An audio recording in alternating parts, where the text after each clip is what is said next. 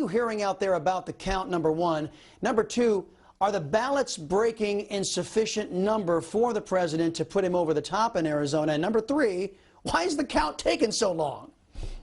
Okay, so reality is we're seeing ballots being reported from all over the state. Most of the smaller counties, rural counties, have already finished. Some of the others are going to finish today. I talked with some county recorders who are doing the count.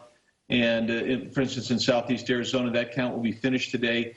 We anticipate the president's going to pick up maybe 1,000 votes in that county. Pima County, which is the second largest county in the state, I don't know if they'll finish today, but they're going to come close. We're hoping the president picks up 800 to 1,000 votes there. And then you move to Maricopa County, which has the largest tranche of about 20,000 votes here. And those typically have been breaking for him anywhere from 2 to 1 or 3 to 1, depending on the part of the county that they come from. So that would be good. Actually, my congressional district still has the most in Maricopa County that have not been counted yet. And those are going to be coming late earlies or day ofs, and we think those are going to break pretty high for the president.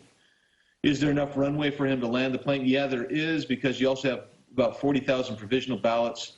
We don't know how many of those are going to be countable. In other words, that some of them are provisional because people aren't registered to vote and they just came out and voted, and they can't do that in Arizona. But if you get half of those in there, then the president, we think that he'll take a good 60%, because those are all also day of.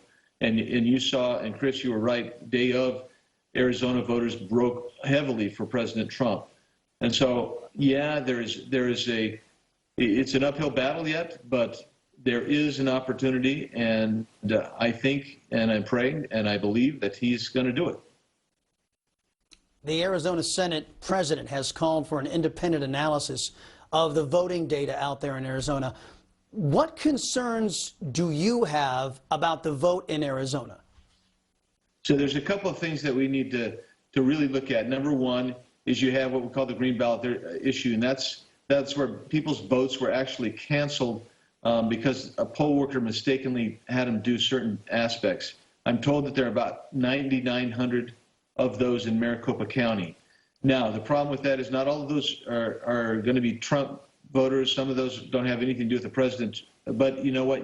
They actually provide perhaps impetus to recount by hand all these votes in Maricopa County. And that would be good, because the second concern we have is we use the same Dominion software that you saw in Michigan and Georgia, where there were problems with that software. Oh. And we want to make sure that that worked properly. And then, of course, you get to the normal, basically, were people's ballots canceled? So you have a series of issues to look at very carefully, and we'd really like to get those resolved. Now, if we are cursed to get Obama's third term with Beijing Biden, that's a big if. I'm not willing to concede that at this point.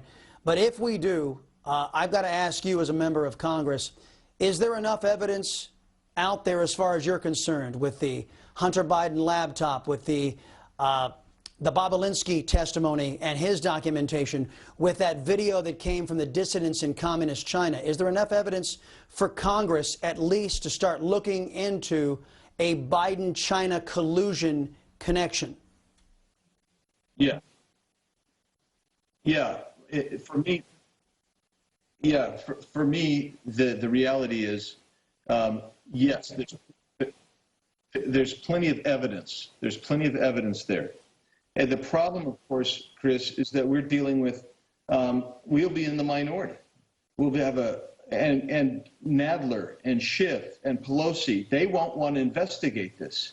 We're going to have to rely on the Senate. The Senate should be investigating this. There already is enough evidence to investigate Joe Biden and also his cronies. And I think we should be doing that. That's really part of this whole thing. Well, Congressman, let the word go forth. If you want to continue to keep this into the news cycle, let the Republican caucus come here to Newsmax TV. We promise we won't be cutting you off like some news agencies have been doing to the president and his press secretary. Sir, appreciate your time here on the Chris Salcedo Show.